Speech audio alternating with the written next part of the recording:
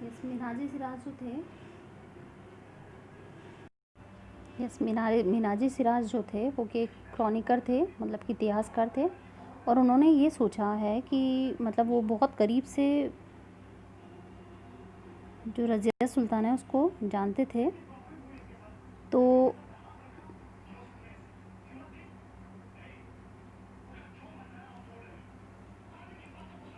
मिन्हाजी सिराज का ये मानना था कि एक अगर कोई इंसान है, सोशल ऑर्डर क्रिएटेड, ये पूरा जो भी जितना भी सामाजिक परिवेश जो बनाया गया है वो भगवान के द्वारा बनाया गया है, क्रिएटेड बाय गॉड।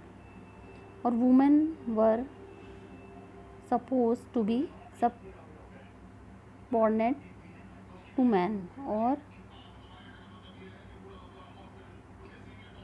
ये उनके द्वारा मिन्हाजी सिराज ये मानते थे कि स्त्रियों को ही मतलब उनके अनुसार स्त्रियों को पुरुषों के अधीन होना चाहिए, मतलब उनके अंडर में रहना चाहिए। रानी का शासन इस व्यवस्था के विरुद्ध था।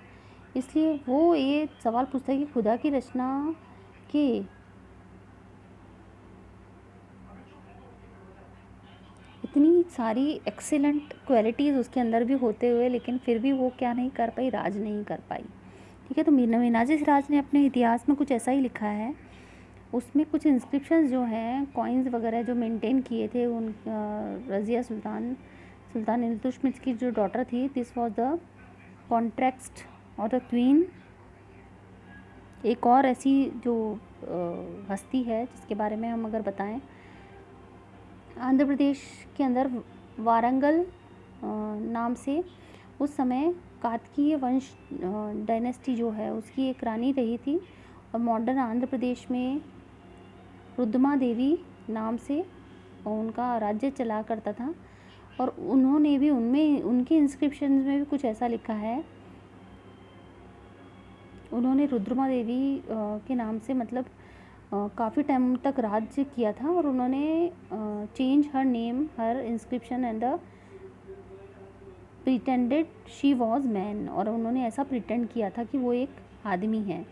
आपने एक मूवी भी है शायद रुद्रमा देवी करके, साउथ की एक मूवी आती है, उसके अंदर आपने इसमें देखा होगा कि रुद्रमा देवी अपने आप को बहुत सालों तक मैन बनाकर ही रूल करती हैं लोगों के ऊपर। भ्रम पैदा किया था उन्होंने। और एक और शासक की बात की जाए अगर, वो लेडी है वो भी, और रानी दिद्दा जो कि कश्मीर की रानी हुई थी, उनका नाम था दीदी, मतलब कि बड़ी बहन। उन्होंने 1980 से 1003 तक उन्होंने राज्य किया था। और वो दिद्दा नाम से रानी को क्या करते थे, मतलब बुलाया करते थे इस नाम से। ठीक है, और वो भी एक कश्मीर की रानी हुई थी जिन्होंने कश्मीर के ऊपर काफ़ी समय तक अपना राज्य स्थापित किया था। ठीक है, then from the garrison town to empire, the expansion of the Delhi Sultanate. अब यहाँ पर नेक्स्ट टॉपिक में हम ये मैं एक्सप्लेन करूँगी आपको कि दिल्ली सल्तनत का जो है वो कैसे ग्रेसियन टाउन में बदला, कैसे उसका विस्तार हुआ और ग्रेसियन टाउन से कैसे वो सल्तनत में बदला, कैसे एम्पायर में वो बदला। ठीक है, तो अब यहाँ पर हम इसमें देखते हैं कि in the earlier 13th century the control to of the Delhi Sultanate rarely went to beyond heavily fortified towns occupied by the Grecians. The sultans seldom controlled by the hinterland of the cities and were therefore depend upon trade, tribute or the plunder for supplies. अब यहाँ पर ये है कि 13th century की अगर हम देखें बात करें तो गैरसिनो मतलब कि एक ऐसी रक्षक टुकड़ी होती है, मतलब एक ऐसा, ग्रेसिन किसको कहा जाता है, ग्रेसिन कहा जाता है कि किलेबंद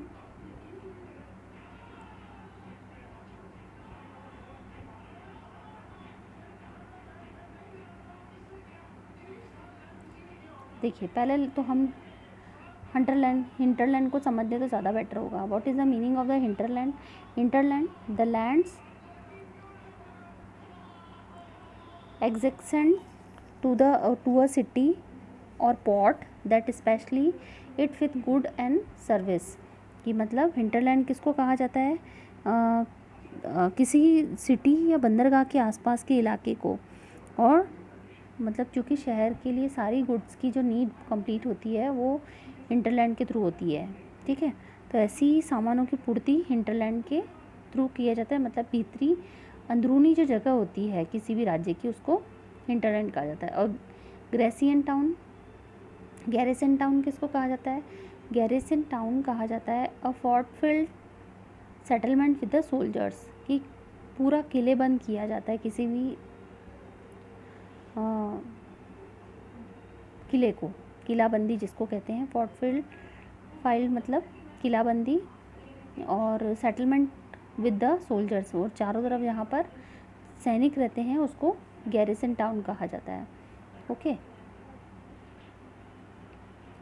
the control garrison town in distance Bengal and the Sindh from the Delhi and the extremely difficult. और उस समय में पूरे दिल्ली को देखा जाए तो बंगाल और सिंध के गैरिसन टाउन्स का नियंत्रण कर पाना बहुत ज़्यादा क्या था? कठिन था।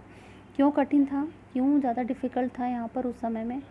तो रिबेलियन वॉर, यहाँ पर रिबेलियन वॉर बहुत ज़्यादा होती थी। रिबेलियन वॉर मतलब बगावत लोग बहुत ज़्यादा करते थे, ठीक है। Even bad weather could snap fragile communication routes. और यहाँ पर बहुत ज़्यादा ख़राब मौसम होने के कारण क्या होते थे? जितने भी साधन हुआ करते थे कम्युनिकेशन के, कम्युनिकेशन रूट मतलब कि एक तो बहुत ज़्यादा यहाँ पर ठंड होती थी, वेदर बहुत ख़राब होता था, इसके कारण कम्युनिकेशन पूरी तरह से बैठ नहीं पाता था इस एरिया का। और इसके अलावा Delhi authority was also challenged by the Mongol invasions from the Afghanistan by the governor who rebelled at the sign of the Sultan weakness। और इसके अलावा जो यहाँ पर अफ़गानिस्तान से आने वाले बहुत सारे हमलावर जो होते थे, अफ़गानिस्तान से आकर अटैक करते थे दिल्ली पर बार बार।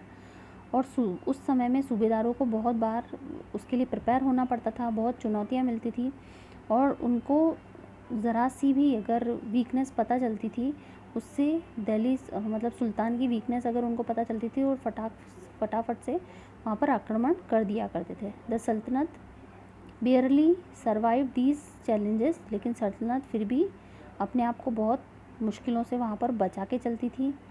द इट्स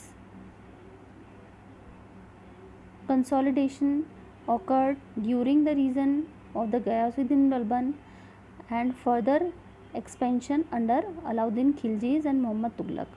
और उस समय यहाँ पर कौन थे?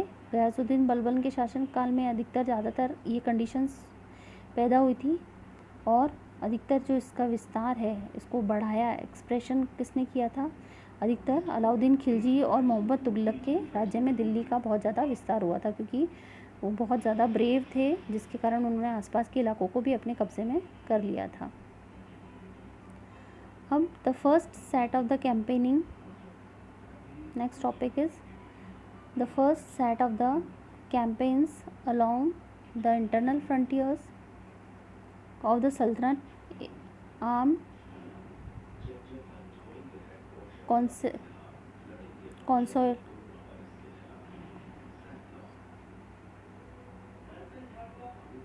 consolidating the hinterlands and the Grecian towns during these campaigns forests were cleared in the Ganga।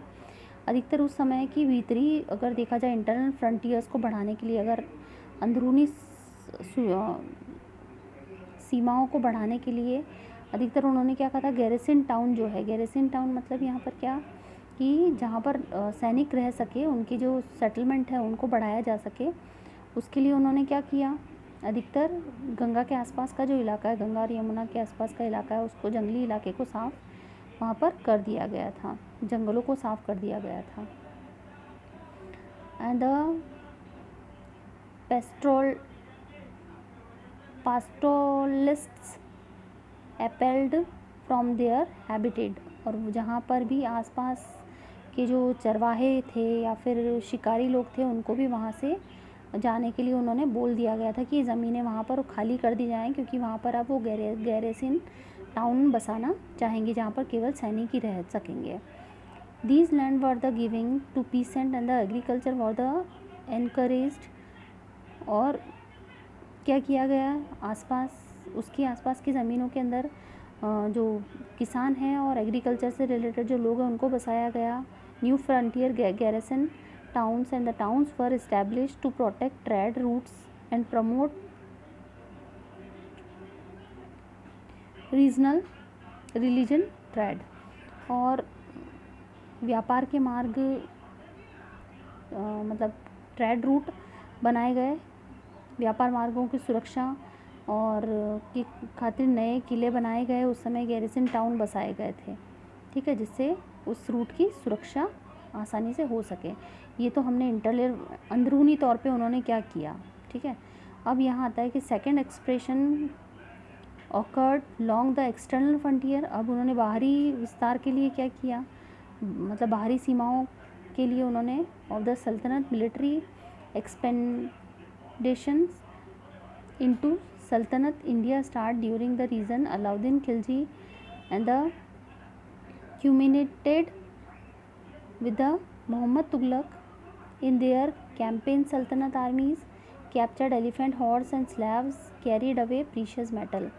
और उस समय दूसरा अगर हम देखें एक्सप्रेशन किया गया एक्सटर्नल फ्रंटियर, मतलब बाहरी सीमाओं को कैसे सुरक्षित किया उन्होंने अलाउद्दीन खिलजी के टाइम में।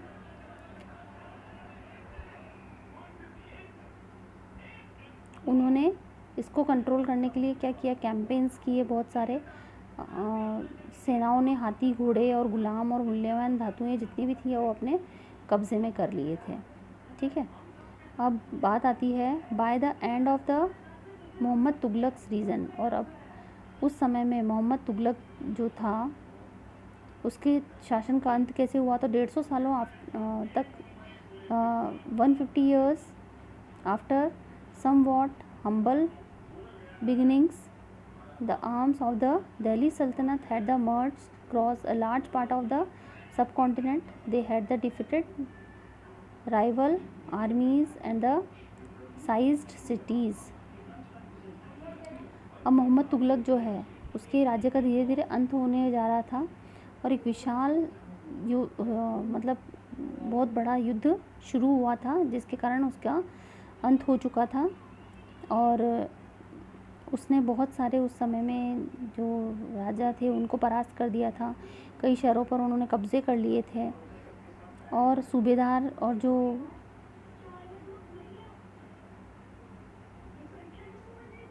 The Sultanate control tax from the peasantry and the dispensed justice in the री-एलम।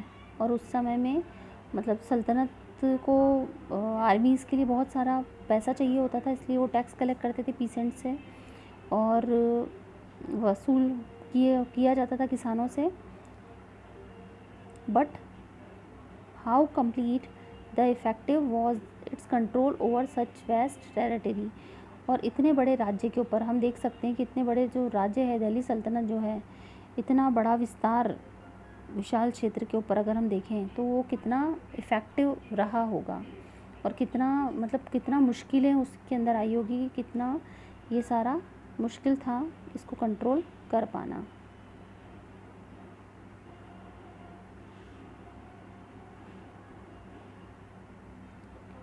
Yes, now our next topic is a masjid. A mosque is called the masjid in Arabic।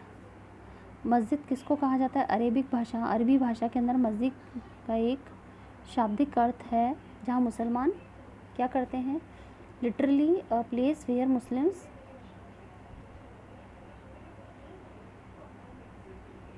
प्रोस्टेसिस in the reverse to Allah. की मतलब यहाँ पर जो Muslims होते हैं वो माथा take कर और घुटनों को मोड़कर माथा टेकते हैं और अल्लाह का सजदा करते हैं, ठीक है, इसको मस्जिद कहा जाता है। इन द कॉन्ग्रेशनल मॉस्क्यू, मस्जिद ए जामी, और मस्जिद जामी उसको कहा जाता था, जहाँ पर ये जामा मस्जिद जिसको कहा जाता है, और जामा मस्जिद, और वो कहाँ पर है, दिल्ली में है। Muslims read the prayers, namaz together, यहाँ बैठ के मुस्लिम्स प्रेयर करते थे। Members of the congregation choose the most respected learn male as their leader, imam जो इनका लीडर होता था, जो इनको नमाज़ पढ़वाता था, वो इमाम कहलाता था। For the rituals of prayer, जो कि प्रेयर करवाने के जो तरीके हैं वो सारे इमाम इनको बताया करते थे। He also delivers the sermon khutba during the Friday prayer, और वो खुतबा, मतलब खुतबा का मतलब है यहाँ पर धर्म का जो उपदेश होता है उसको खुतबा कहा जाता है, और शुक्रवार को यहाँ पर खुतबा दिया जाता था इमाम के द्वारा। During prayer Muslim stand facing Mecca in the India, this is to the west, और जब भी ये नमाज़ पढ़ते हैं मुस्लिम्स तब उनका मुंह जो होता है वो अधिकतर मक्का की तरफ रखकर ये इबादत करते हैं अपने ईश्वर की, और ये किस तरफ होती है, वेस्ट साइड में होती है, उत्तर की तरफ, सॉरी पश्चिम की तरफ। दिस इज़ कॉल्ड द किबला, और उसको किबला कहा जाता है।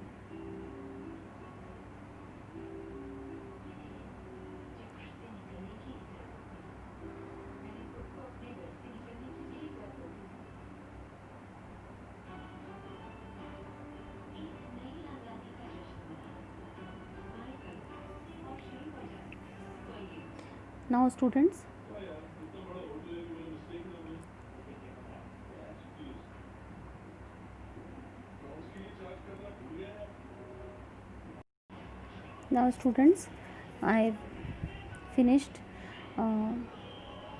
only these topics today, and once again I will explain our new topics in my new video in our new period. Okay, you read this chapter and understood their self, and see this video again and again and understand very well. Okay, good day. Have a nice day.